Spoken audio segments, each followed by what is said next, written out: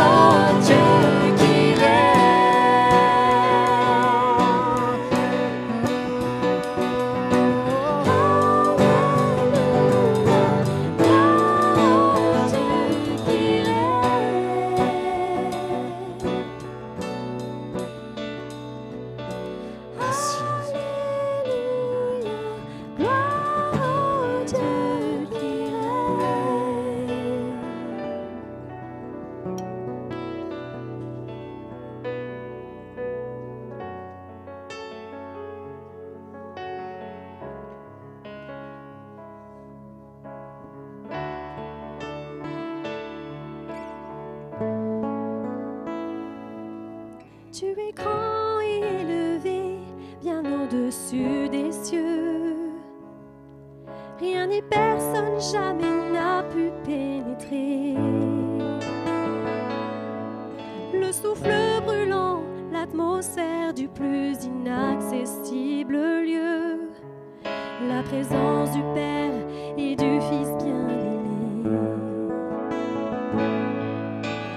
Baigné de lumière, tout de gloire environnée, règne l'amour auquel je suis invité. Comme il est saint.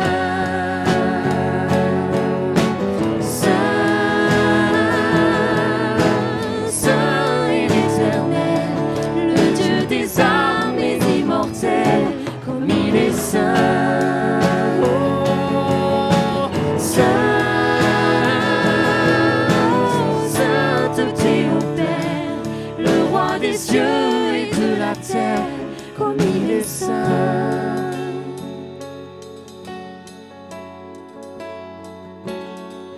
Comme une larme perdue dans l'océan, que ton amour dessine, quand l'univers entier ne peut te contenir. Ma raison rend les armes quand elle se penche sur l'abîme indicible et plonge sans fin dans l'amour infini. Prosterné dans l'espace, entre le rire et les pleurs, je te découvre tout au fond de mon cœur. Comme il est saint, saint, saint et éternel, le Dieu des armées immortelles. Comme il est saint.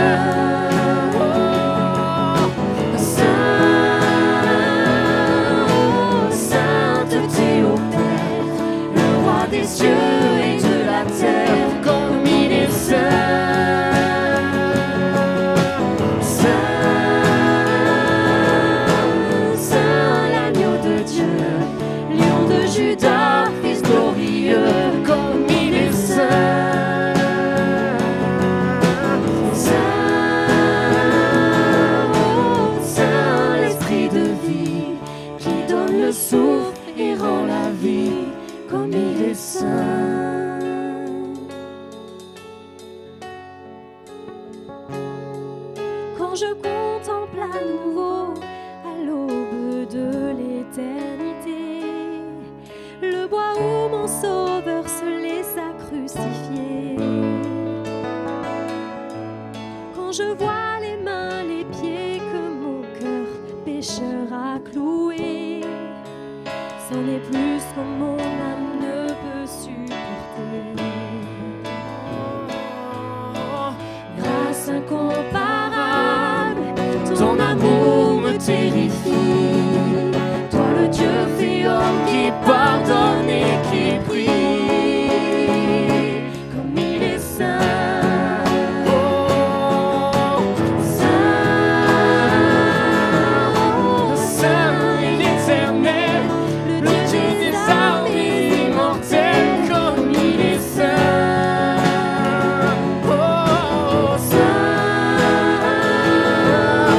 sainteté au Père, le roi des cieux et de la terre. Comme il est saint, saint,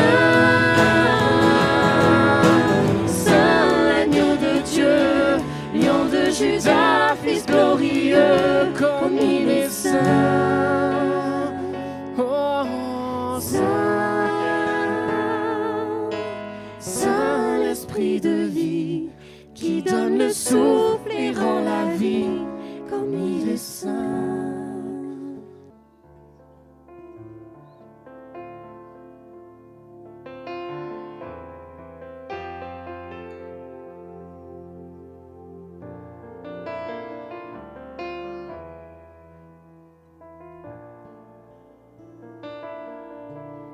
Nous avons soif de plus, souffle de Dieu nous t'attire.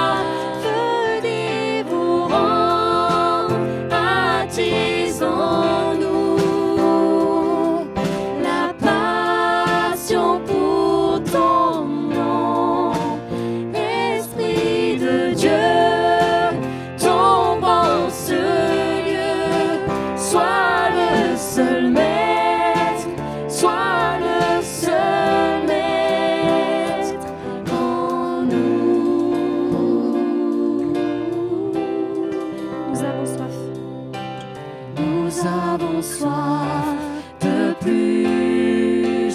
Souffle de Dieu, nous t'attendons. Nous avons soif de plus. Esprit de Dieu, souffle sur nous.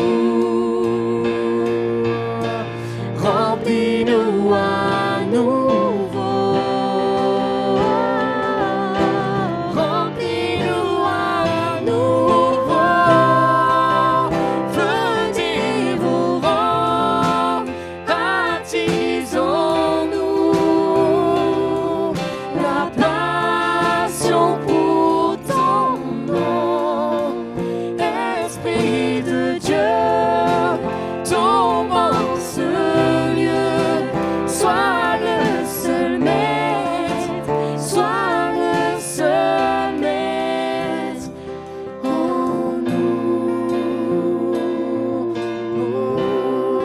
Sois le seul maître en nous, Jésus.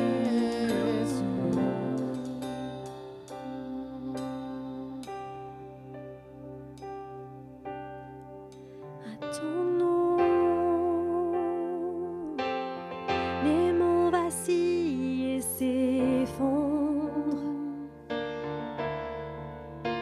À ton nom, les flots s'agitent, les mers grondent. À ton nom, les anges s'inclinent, la terre se réjouit, ton peuple s'écrie.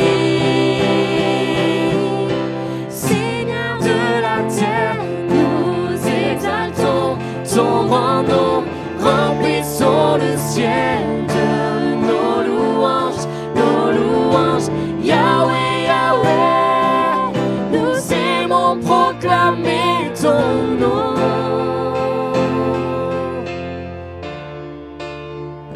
À ton nom, le jour s'éveille dans la gloire. À ton nom, la nature dit ton histoire.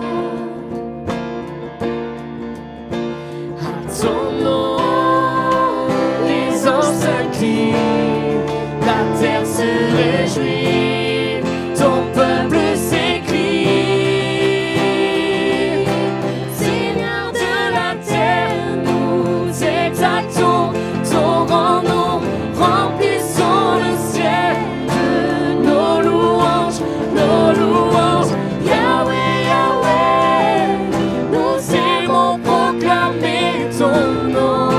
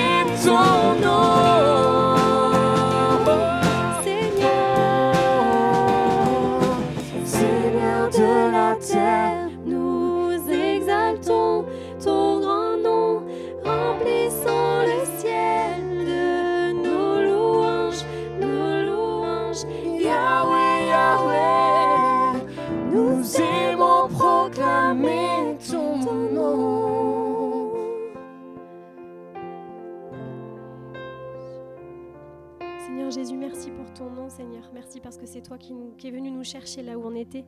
Merci parce que c'est toi qui nous as créés, qui nous connais. Tu connais ce dont on a besoin, Seigneur. Merci de donner à chacun ici ce dont il a besoin. Amen.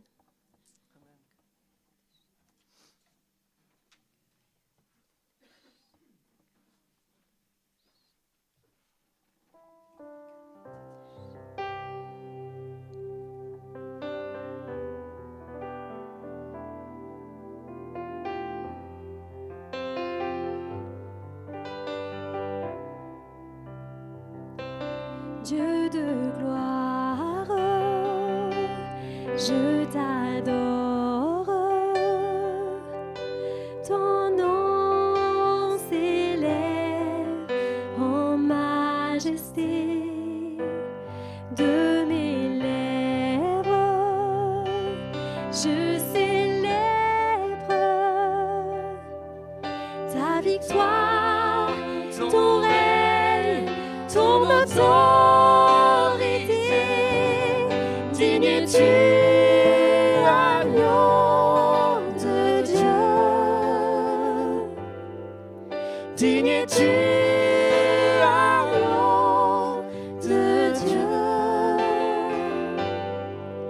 Tous les anges ensemble acclament la puissance de ton nom. Digne es-tu, agneau de Dieu. Digne es-tu, agneau de Dieu. L'univers entier proclame la beauté de ton saint nom. Dieu de gloire, je t'adore. Ton nom s'élève en majesté de mes lèvres. Je célèbre ta victoire, ton règne, ton autorité. Digne es-tu, agneau de Dieu. Digne es-tu, agneau de Dieu. Tous les anges ensemble acclament la puissance de ton nom. Digne es-tu, agneau de Dieu. Digne es-tu, agneau de Dieu. L'univers entier proclame la beauté de ton saint nom.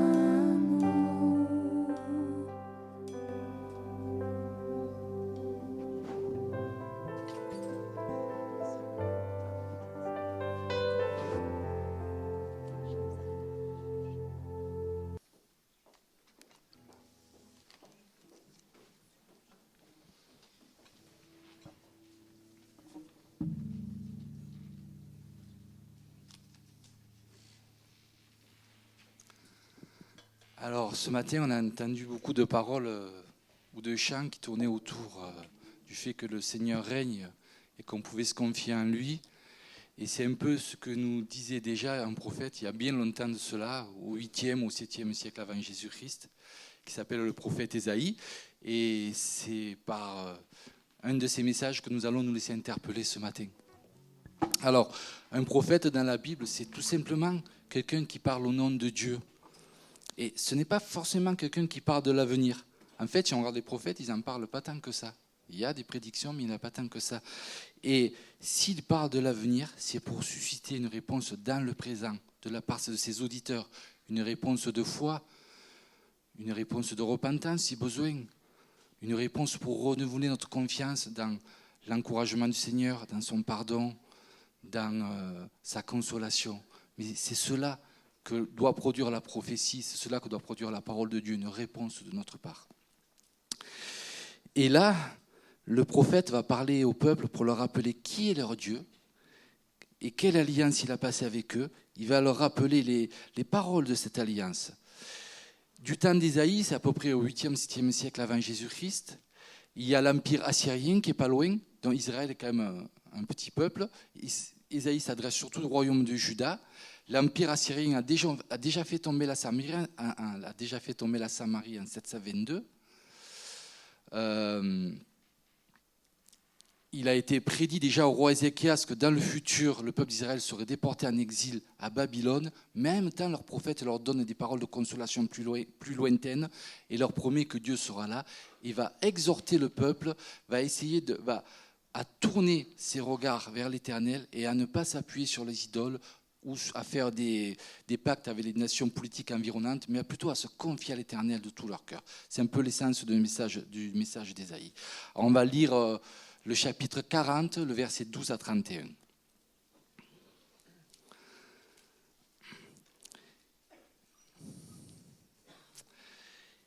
Qui a mesuré l'océan dans le creux de sa main? Qui a toisé le ciel avec la largeur de sa main? Qui a tassé d'un boisseau la poussière du sol? Qui a bien pu peser les montagnes sur la bascule et les coteaux sur la balance? Qui donc a mesuré l'Esprit de l'Éternel? Qui a été son conseiller et qui son instructeur? De qui Dieu a-t-il pris conseil pour se faire éclairer? Qui lui a enseigné la bonne voie? Qui lui a transmis le savoir? Il lui a fait connaître le chemin de l'intelligence. Voici, les nations sont pour lui comme la goutte d'eau tombant d'un seau, ou comme un grain de sable sur le plateau de la balance. Voici, les îles et les régions côtières, il les soulève comme de la poussière. Les cèdres du Liban ne suffiraient pas à nourrir le feu de son autel. Tous les animaux qui y vivent ne seraient pas assez nombreux pour l'Holocauste. Toutes les nations à ses yeux sont comme rien. Elles ont pour lui la valeur du néant et du vide. À qui comparerez-vous Dieu? Et comment le représenterez-vous? Une idole moulée, un artisan la fond, l'orfèvre la recouvre d'un plein plaquage d'or, et pour l'orner, il coule des chaînettes d'argent. Celui qui est trop pauvre pour une telle offrande choisit un bois qui ne pourrisse pas, puis il s'en va chercher un artisan habile pour faire une statue qui ne vacille pas. Ne le savez-vous pas? Ne l'avez-vous pas entendu? Cela ne nous a-t-il pas été déclaré dès le commencement? N'avez-vous pas compris la fondation du monde? Or, pour celui qui siège sur son trône au-dessus du cercle de la terre, ses habitants sont pareils à des sauterelles. Il a tendu le ciel comme une toile. Il a déployé comme une tente pour l'habiter. Il réduit à néant les princes de la terre et fait évanouir les dirigeants du monde. À peine ont-ils été plantés, à peine ont-ils été semés, à peine ont-ils poussé quelques racines en terre, que l'Éternel souffle sur eux et les voilà qui sèchent et qui sont emportés comme un fétu de paille par la tempête. À qui voudrez-vous me comparer? Qui serait mon égal? Demande le Dieu saint. Levez bien haut les yeux et regardez qui a créé ces astres.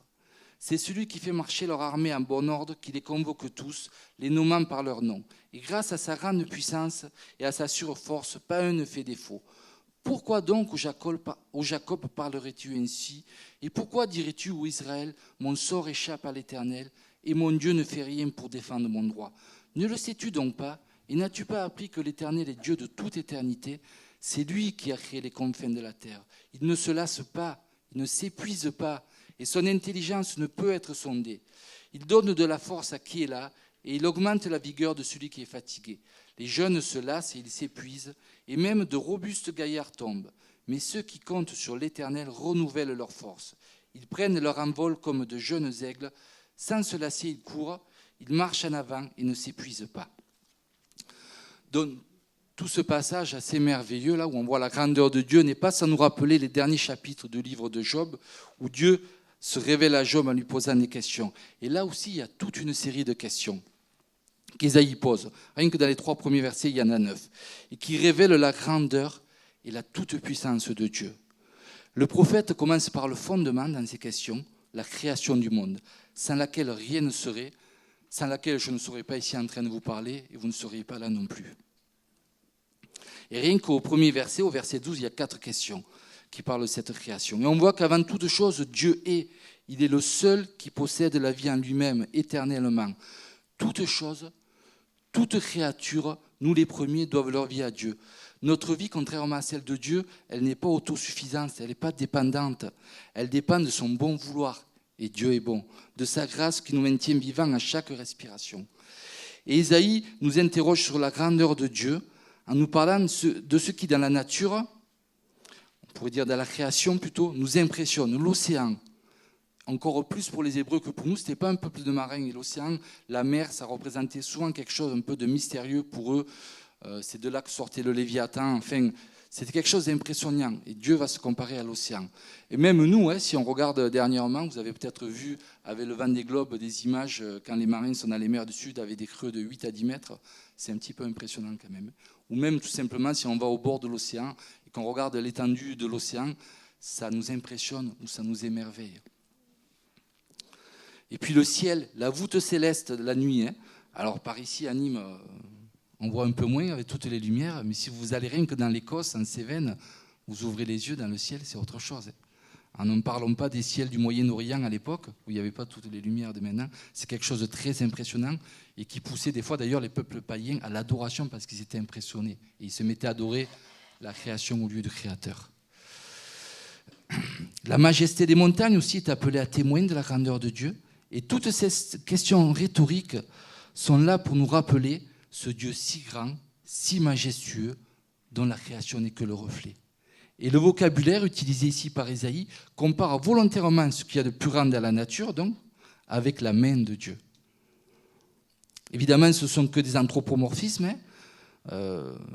Dieu s'adapte à notre compréhension humaine pour parler de lui alors qu'il est qu'esprit. Mais ils sont assez frappants. L'océan majestueux, il le tient dans le creux de sa main. Le ciel, il a mesuré avec la largeur de sa main. Dans les choses les plus impressionnantes qu'on voit dans la nature. La poussière du sol, il a tassé dans un boisseau. Et les montagnes ont été pesées dans une balance, comme si Dieu les avait soulevées. Ésaïe est en train de commencer à orienter le regard de ses auditeurs vers la grandeur de Dieu, pour les détourner de leurs problèmes. Il leur représente leur Dieu tel qu'il est. Puis, au verset 13 et 14, Ésaïe va continuer en posant des questions sur l'intelligence et la connaissance de ce Dieu qui a tout créé. L'Éternel. Qui donc a mesuré l'esprit de l'Éternel? C'est une traduction pour parler du Dieu qui dit « Je suis celui qui suis » ou « celui qui est » quand il passe avec l'Alliance. C'est ce que traduit le terme éternel. C'est le nom du Dieu de l'Alliance par lequel il s'est révélé à Moïse. L'Éternel se révèle à travers sa création. Il révèle à travers son création tout son savoir, toute son intelligence. Par qui a-t-il été conseillé pour imaginer créer cet univers? De qui tire-t-il son grand savoir? Toutes ces questions sont là pour nous faire réfléchir. Évidemment, la réponse est dans la question. Ce n'est pas des vraies questions, c'est des questions rhétoriques. Dieu est la source de toute intelligence, de tout savoir. Voilà une petite parenthèse, c'est intéressant là, s'il y a des étudiants parmi nous, en ce moment où c'est compliqué d'étudier, rappelez-vous à quelle source vous pouvez aller puiser. Le Seigneur, lui, n'a jamais rien appris de personne et n'apprendra jamais rien de personne, car il a toujours tout su de toute éternité. Voilà, en quelques versets, le prophète vient de présenter à son peuple un Dieu omnipotent et omniscient. Et puis il continue, au verset 15 à 17, il nous présente les nations qui impressionnent tant le royaume de Juda.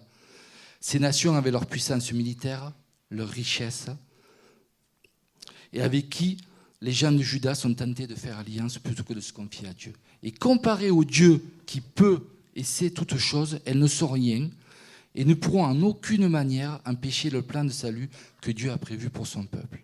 Et nous pouvons toujours, de la même manière, avoir cette assurance.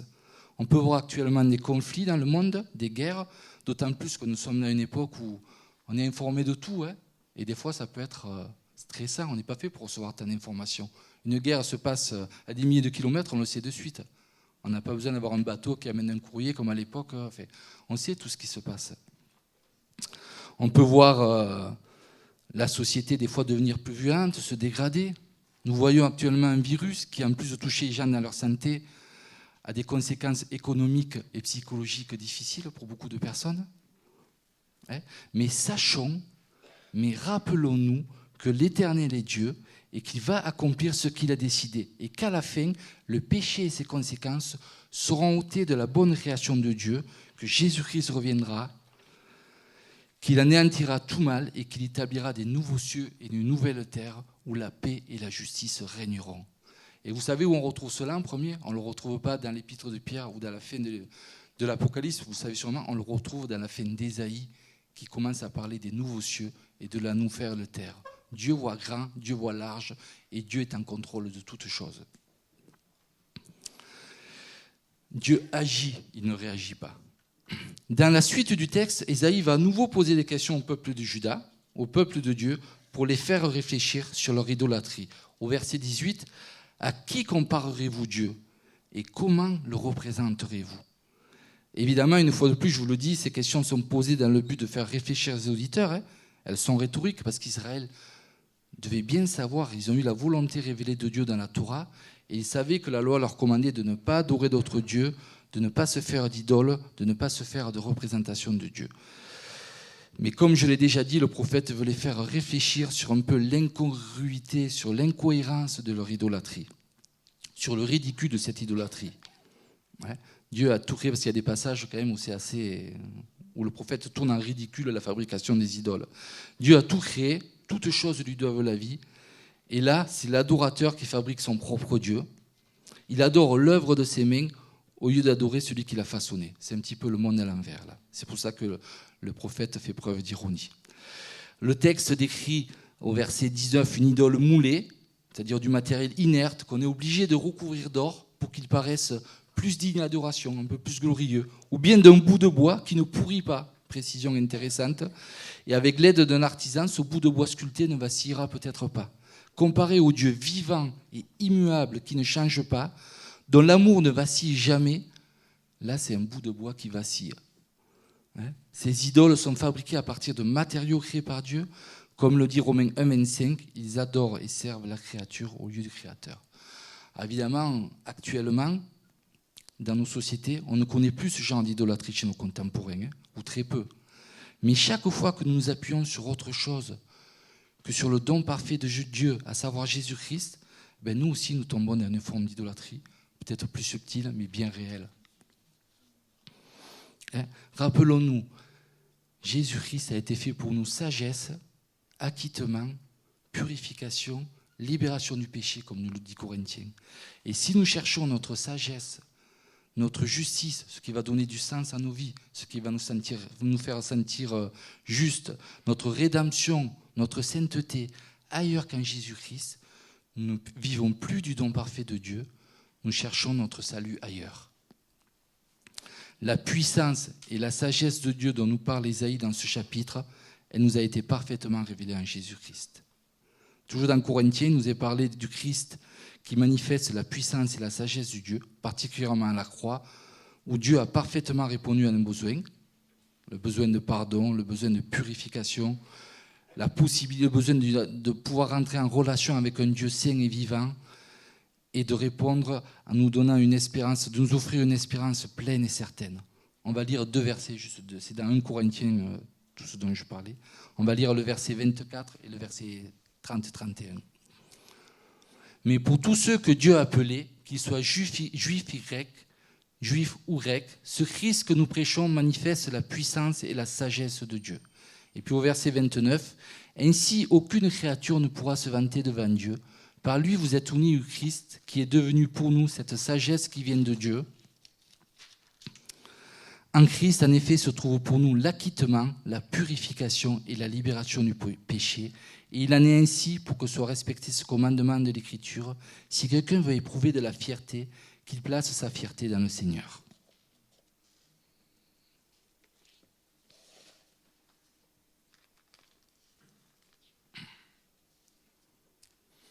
Donc, si on oublie ce don de grâce, à savoir la personne de Jésus-Christ et son œuvre à la croix, on va aller chercher ailleurs notre contentement. Et si on ne vit pas du don de Dieu, de la grâce de Dieu, on va convoiter ailleurs finalement. Et celui qui ne vit pas de la grâce manifestée en Jésus-Christ va chercher ailleurs son salut. Et c'est vrai pour nos besoins les plus profonds, et c'est vrai aussi dans les circonstances de nos vies. Si on ne croit pas que Dieu dirige souverainement les circonstances de nos vies, et que dans chaque circonstance, il a une provision, eh bien on va être mécontent, on va commencer à chercher ailleurs. Alors si vous avez un travail qui ne vous plaît pas, que vous voulez chercher ailleurs, il n'y a aucun souci. Si vous pouvez, faites-le. Mais le temps où vous êtes encore dans votre travail, est-ce que vous allez cultiver une amertume, un mécontentement, toujours râler, ou se dire que le Seigneur a permis que vous soyez là, et dans ce domaine-là, il va pourvoir à vos besoins. Si vous êtes marié, remerciez Dieu pour votre femme, pour votre mari, comme étant des dons de Dieu. Et soyez reconnaissants, parce que pour justement éviter d'aller convoiter ailleurs. C'est aussi simple que ça. Hein. Et c'est pareil pour toute notre vie. Vous êtes à l'église, il y a des choses qui ne vont pas. Il n'y a aucune église parfaite. Mais commencez à remercier Dieu pour avoir la possibilité de vous réunir et de savoir et de trouver le Christ dans vos frères et sœurs aussi.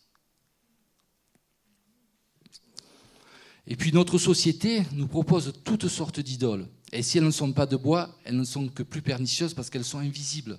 Hein. Cela peut être l'idole de l'argent, de la réussite sociale, du confort. Alors ça c'est très fort en ce moment. Hein. Toute notre société de consommation et toute la publicité tourne autour de ça. Essayer de rendre notre vie le plus confortable possible. Ça peut être la sexualité, ça peut être des choses qui sont bonnes en soi, hein. Ça peut être notre travail, notre famille, mais qui vont commencer à prendre la première place, à la place de Dieu. Et puis sachez bien que notre travail ne pourra pas prendre la première place et qu'aucun être humain, même votre femme, même votre mari, même vos enfants, ne peuvent vous donner ce que seul Jésus-Christ peut vous donner. C'est trop leur demander et ils vont vous décevoir et vous n'allez pas être déçus de cette manière-là parce que vous demandez trop de leur part.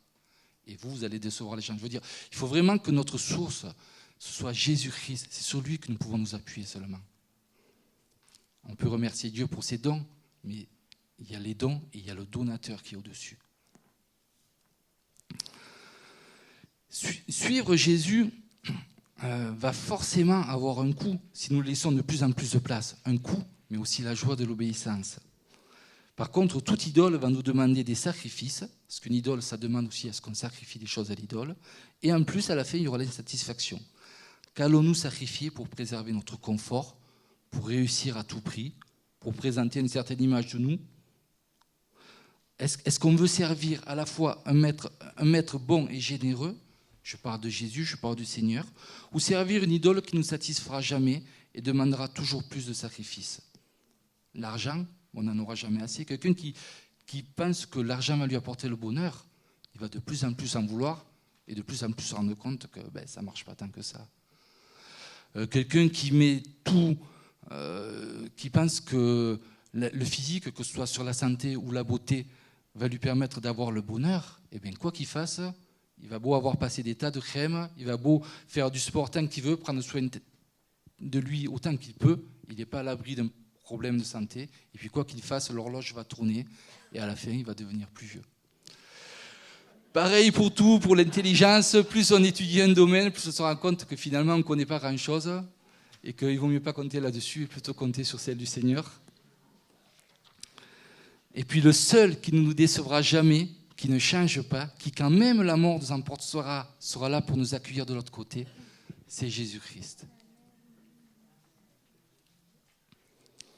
Donc, si nous réalisons que nous comptons plus sur certaines choses, même des choses bonnes données par Dieu, que sur le Seigneur, pour combler nos vies, alors revenons au message biblique qui nous pousse à tourner nos regards vers Jésus-Christ, à trouver en lui la source de notre joie, de notre vie.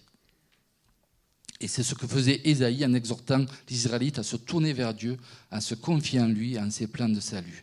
Donc on va retourner un peu au texte d'Ésaïe. Verset 18... C'est ce qu'on avait vu. Oui, on a vu qu'après avoir tourné les idoles en ridicule au verset 18 à 20, Ésaïe revient encore avec des questions au verset 21 qui concernent le Dieu créateur qui est au-dessus de toutes choses. Il rappelle celui qui a fondé toutes choses, qui est le fondement sur lequel on peut s'appuyer, contrairement aux idoles vacillantes, celles de bois comme celles de notre société. À nouveau, ce Dieu créateur et qui règne, il est dit qu'il siège sur son trône, est comparé aux humains et aux princes de ce monde, qui par rapport à lui ne sont qu'herbes qui sèchent, pas y emportés par le vent, alors que Dieu, lui, est éternel. Et c'est par Dieu qu'ils sont emportés et asséchés, par le souffle de Dieu, même pas par le hasard. Dieu est éternel, contrairement aux autres qui passent, et Dieu est souverain. C'est lui qui dirige toutes choses, dans le monde et dans nos vies.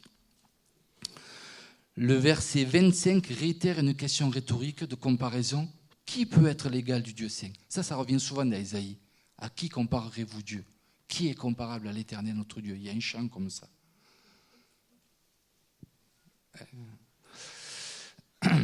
Et là encore, la manière dont lui seul a créé les astres qui lui obéissent, dont lui seul soutient l'univers, est rappelée aux gens de Juda. À cette époque, les astres étaient souvent l'objet d'un culte parce qu'ils impressionnaient la lune, le soleil, les étoiles. Et Isaïe rappelle qu'en fait, qu'ils sont au service du Créateur, qu'ils sont seulement sa création.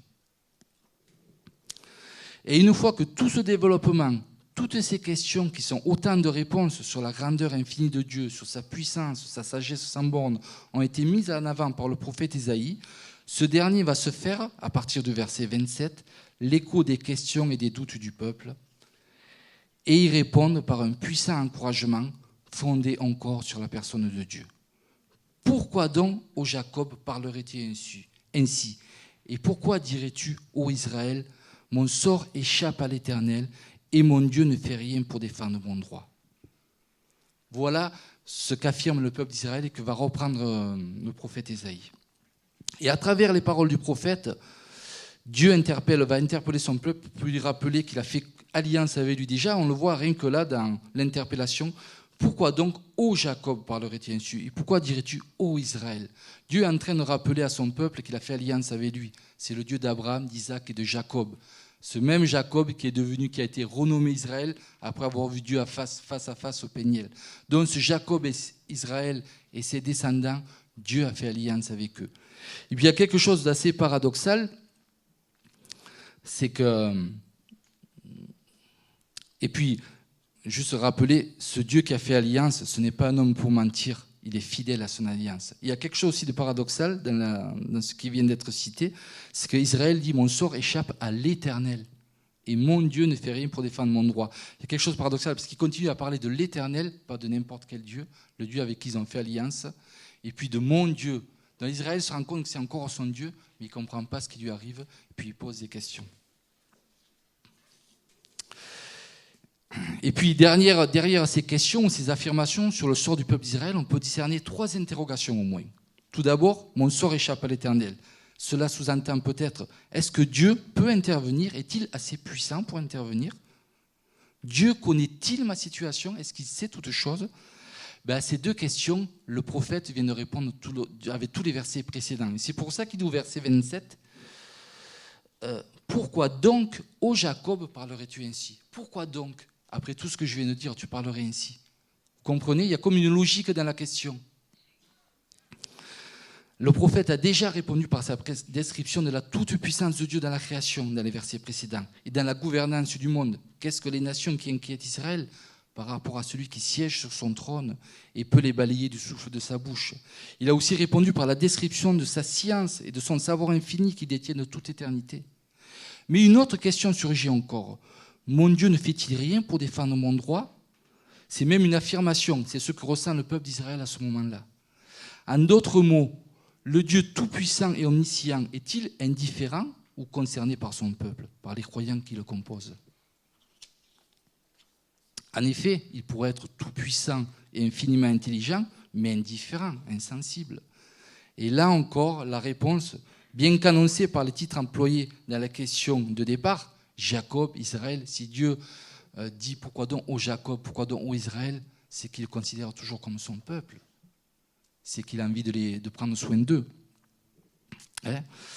Eh bien, sa réponse va quand même s'appuyer à nouveau sur la personne de l'Éternel. Isaïe continue à revenir à la source. À nouveau, Isaïe va rappeler que Dieu sait et peut toutes choses de toute éternité, et que ce Dieu qui est la vie est éternellement jeune. Il ne se lasse pas. Il ne se lasse pas d'Israël non plus. Il ne se lasse pas de son peuple avec qui il a fait d'alliance. Il ne s'épuise pas. Quand Dieu a décidé quelque chose, il le mène jusqu'au bout. Combien d'entre nous peuvent dire qu'il ne se lasse jamais? Ou ne s'épuise jamais? Pas moi en tout cas. Et puis, je pense que ce n'est pas humain. Dieu a la vigueur et la force de l'éternelle jeunesse, combinée à une sagesse éternelle. Alors vous connaissez sûrement ce proverbe, « Ah, si jeunesse savait, si vieillesse pouvait », il n'est applicable qu'aux humains, mais pas au Dieu éternel, qui n'est comparable à personne. Et ce Dieu-là a en plus la volonté de partager sa force avec celui qui est là et d'augmenter la vigueur de celui qui est fatigué. Il n'est pas indifférent, il n'est pas égoïste, au contraire, il est généreux et plein de sollicitude. Verset 29, il donne de la force à qui est là, et il augmente la vigueur de celui qui est fatigué. Les jeunes gens se lassent et s'épuisent, et même de robustes gaillards tombent. Mais ceux qui comptent sur l'Éternel renouvellent leur force. Ils prennent leur envol comme de jeunes aigles. Sans se lasser, ils courent, ils marchent en avant et ne s'épuisent pas. Pour bénéficier de sa force, de sa générosité, de sa vie, un seul chemin, reconnaître son incapacité, ne plus s'appuyer sur ses propres forces, mais se confier en l'Éternel. Quant à nous, croyants de la nouvelle alliance, il nous suffit de lever les yeux vers la croix pour savoir, pour se rappeler qu'il n'a pas été indifférent, mais qu'il est intervenu en notre faveur comme il avait promis. Son esprit nous assure intérieurement de son amour pour nous, on peut lui redemander dans les temps d'épreuve. Et nous savons que Jésus prie pour nous auprès du Père. Nous savons qu'en lui se trouve la vie, cette force qui veut renouveler pendant notre marche. Donc, apprenons à lui faire confiance. Dans une marche, on apprend les choses. Ce n'est pas toujours inné, parce que nous, ce qui est inné, c'est de marcher par la vue. Et la foi, c'est quelque chose qui travaille, qui s'apprend, comme un muscle se travaille, comme un sportif acquiert de la capacité en s'entraînant. Alors là, je ne parle pas trop d'expérience, mais la foi, elle s'affermit, plus on la pratique. Et elle vient aussi de la parole de Dieu, évidemment. Plus on va fréquenter la parole de Dieu, plus on va tourner vers le regard vers qui est Dieu, plus on aura de la facilité à lui faire confiance. Donc apprenons à marcher par la foi, apprenons à croire qu'il sait et qu'il peut tout et qu'il n'est pas indifférent à notre sort, comme il l'a déjà montré en son Fils Jésus. Puis comme dit Pierre, si vous avez goûté que le Seigneur est bon. Et si nous sommes chrétiens, nous avons tous goûté à la conversion et à d'autres moments de nos vies que le Seigneur est bon. Rappelez-nous ces moments-là. Alors ce sera pour nous le meilleur moyen de l'honorer, c'est de mettre notre confiance en qui il est. Tout à l'heure, on a chanté le Seigneur, on a adoré pendant la louange. La louange est une manière d'adorer le Seigneur. Mettre notre confiance en lui, dans les bons comme dans les mauvais temps, est une autre manière de l'adorer. C'est complémentaire. Voilà. Et il en est digne, comme on a chanté tout à l'heure. Prions.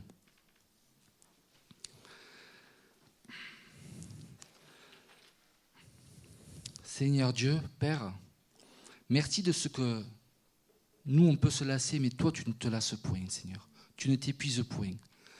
Merci de ce que tu as tout prévu dans ton plan parfait pour ton peuple et pour chacun de nous. Et apprends-nous à te faire toujours plus confiance, même en ces temps difficiles pour certains, Seigneur. Et que ce soit dans les bons ou dans les mauvais temps, Seigneur, parce que nous préférons les traverser avec toi que sans toi, Seigneur. Merci que tu es digne de notre confiance et que nous pouvons pleinement compter sur toi, Seigneur. En ton précieux nom, Jésus. Amen.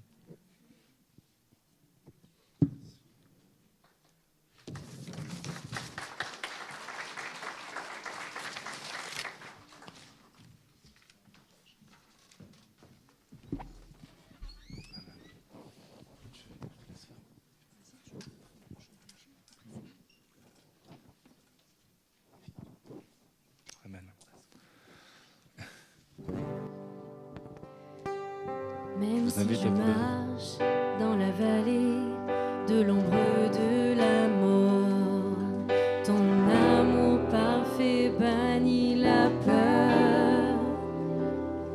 Et même si je suis pris au milieu des remords de la vie, je tiendrai, je sais que tu es là.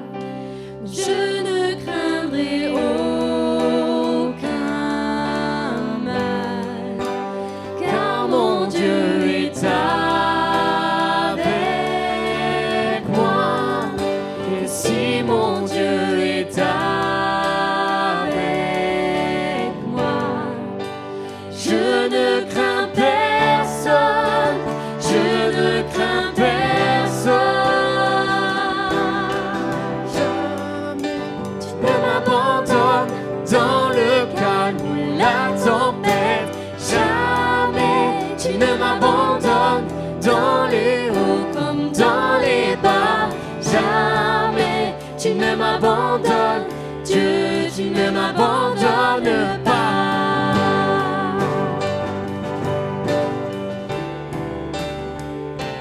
Je vois une lumière, elle apparaît à celui qui tient bon. Une lumière d'un éclat sans pareil.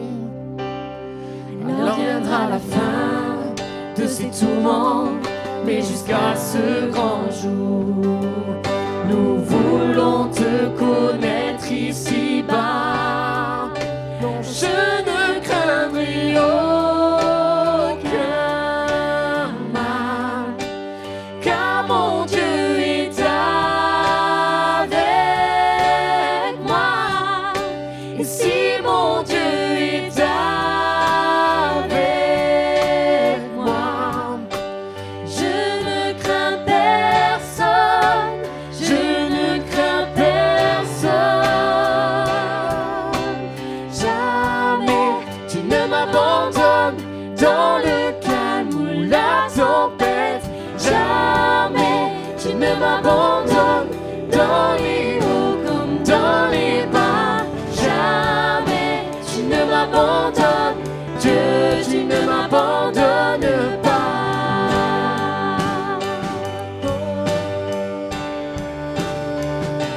Je vois une lumière, elle apparaît à celui qui tient bon. Alors viendra la fin de ces tourments, mais jusqu'à ce grand jour, je louerai ton nom, je louerai ton nom.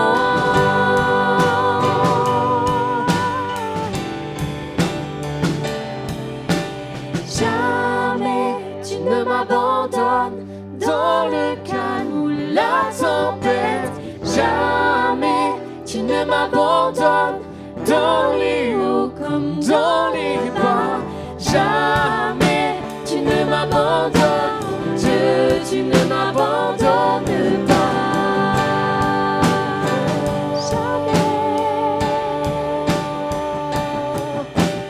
Jamais tu ne m'abandonnes dans le calme ou la tempête. Jamais tu ne m'abandonnes dans les hauts comme dans les bas. Jamais tu ne m'abandonnes, Dieu, tu ne m'abandonnes pas. Amen.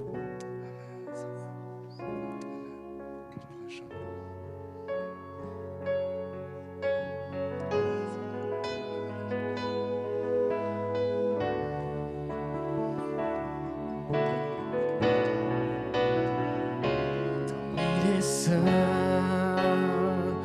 oh saint, saint et l'éternel, le Dieu des armées immortelles, comme il est saint, oh saint, sainteté au Père, le roi des cieux et de la terre, comme il est saint.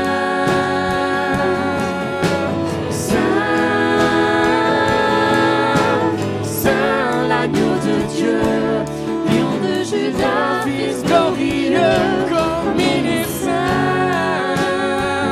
oh saint, saint l'esprit de vie qui donne le souffle dans la vie, comme il est saint, saint, saint est l'éternel, le Dieu des armées immortelles, comme il est saint.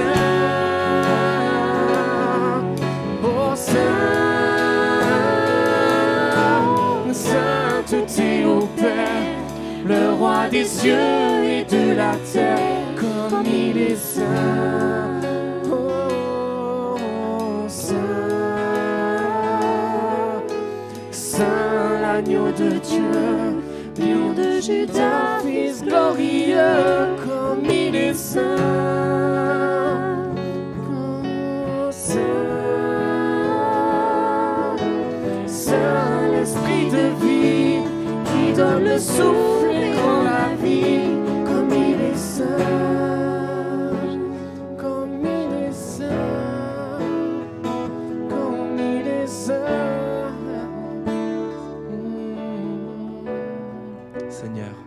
Merci pour ton sang, Seigneur. Ton sang qui nous a rachetés, Seigneur. Seigneur, je te prie pour cette semaine, Seigneur. Merci pour ton œuvre qui continue. Merci parce que on a été ressourcés, Seigneur, et tu nous accompagnes. Et on sait que ce qu'on va vivre cette semaine, c'est des belles victoires en ton nom, Seigneur Jésus. Merci, Seigneur, encore. Amen. Je vous souhaite un agréable dimanche, une belle semaine encore.